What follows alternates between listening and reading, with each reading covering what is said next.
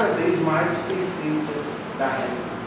Bem, essa análise da imagem vai dizer a Jonas, bem, mas isso aí praticamente é o primeiro, digamos, critério de verdade. A gente tinha na Idade Média, sobretudo, o que é verdade? É o conceito que eu tenho da coisa se adequa ao que a realidade é. Jonas diz, não, mas o primeiro passo para essa verdade é a adequação da imagem que eu tenho ao mundo. A minha imagem de mundo que eu crio com a minha visão, ela tem que estar, digamos, tem que se adequar à realidade. Tem que se adequar, tem que se adequar ao mundo. Eu tenho sempre que a minha imagem voltar ao mundo para ver se realmente é assim ou se não é assim.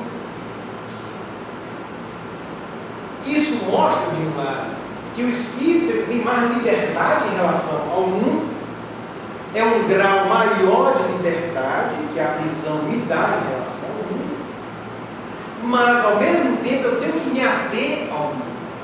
Porque não, a minha liberdade, e o que Jonas diz é exatamente isso sempre, a tua liberdade tem que estar presa de alguma forma. Tu não tens uma liberdade total ou absoluta. Seja o vegetal, ele tem que se ater ao meio ambiente, senão ele morre. O animal, ele tem que se ater ao ambiente para pegar a presa, senão ele morre. O homem que enxerga o mundo, ele tem que se ater ao mundo, senão ele cria, ele entra na falsidade, ele cria um mundo que não é o mundo. Então, Jonas diz, já que na visão nós temos um grande perigo da liberdade que cria a imagem. O grande perigo é você simplesmente se esquecer do mundo, descrever ou criar uma imagem que não é. Bem, nesse percurso em que a liberdade vai crescendo, Jonas parece tirar um princípio. Qual é o princípio? O princípio é que, em primeiro lugar, liberdade vem sempre coadunada com necessidade. O princípio de que não existe uma liberdade total, radical, absoluta. Se eu tenho uma liberdade absoluta, eu me perco totalmente e beiro a morte. Eu não tenho uma liberdade absoluta, eu tenho sempre uma liberdade atrelada a uma necessidade. Segunda coisa, há um crescente de liberdade desde o organismo vegetal até o organismo humano, há um crescente de liberdade.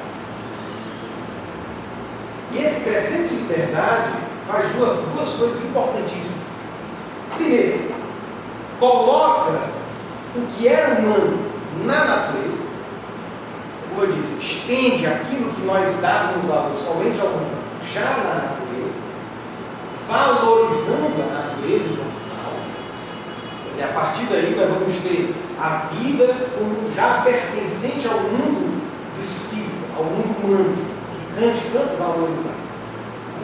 Então nós temos já na natureza o mundo espiritual que dá valor à natureza, e nós estamos exatamente colocando o homem dentro da natureza.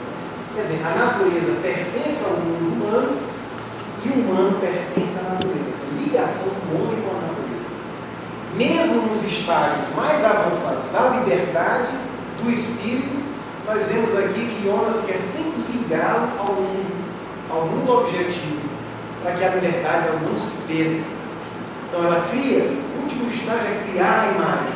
Mesmo para criar a imagem, a liberdade que cria, a visão que cria a imagem, tem que estar atrelada ao mundo, tem que ser fiel ao mundo. Isso, ao ser.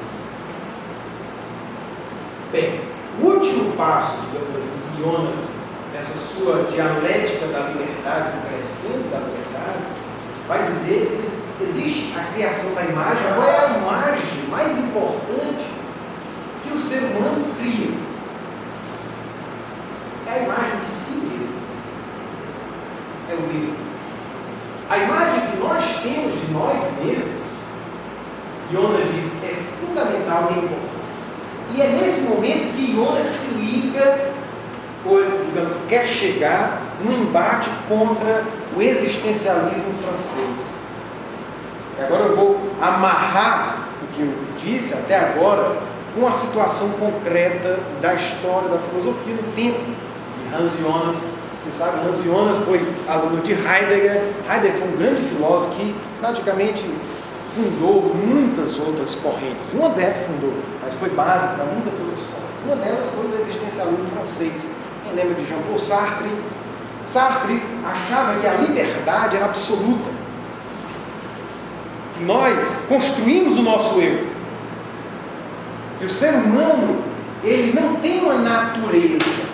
Ele não tem uma natureza. Negócio de natureza é coisa de animal, coisa de bicho. O homem não tem natureza. O homem, ele faz o que ele é. Ele constrói o que ele é. A liberdade dele constrói o que ele é. E você é responsável por tudo aquilo que você constrói de você mesmo. Veja, Sartre tinha um tipo de liberdade absoluta que era fundamentada num niilismo. Como é que a gente entende esse niilismo? Isto é, era fundamentada numa concepção de que o ser humano não é nada no início.